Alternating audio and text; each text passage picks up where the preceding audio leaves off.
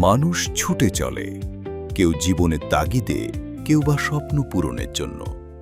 আর শ্রম ছাড়া স্বপ্ন পূরণ অসম্ভব। নগদ নামের স্বপ্নটাও অনেক মানুষের পরিশ্রমে আজ বাস্তব। তেমনি এক নগদ যোদ্ধার গল্পটি শুনুন তার মুখেই। আসসালামু আলাইকুম। আমি মোহাম্মদ সরোয়ার কামাল, সিপিজেড এরিয়ার নগদ উদ্যোক্তা।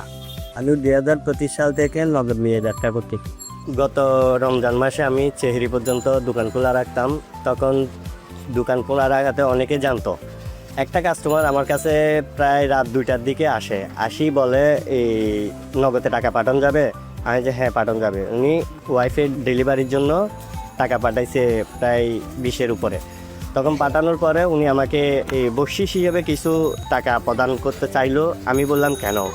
উনি বলল যে আমি অনেক দূর থেকে, প্রায় 2 থেকে 3 মাইল দূর থেকে আমি হেঁটে হেঁটে এসে এই দোকানটা খোলা পাইছি। ওয়াইফের ডেলিভারির জন্য টাকাটা পাঠানো খুব জরুরি ছিল। তখন উনি আমার দোকানে এসে টাকাটা পাঠাইতে পারি, উনি নিজে অনেক উপকৃত হয়েছে। আমার ব্যবসা করি অবস্থায় আমার মনে হয়েছে ব্যবসা করি পর্যন্ত ওটাই আমি কেউ না কেউর উপকার করতে পারছি। আরেকটা জিনিস আমার মাথায় আসছে যে ব্যবসা করিও মানুষের উপকার করা যায়। ওই দিন যদি ওই কাস্টমারটা না আসলে নগদের ব্যবসা করে যে একজনের উপকার করতে পারতাম, সেটা আমার মনে ছিল না।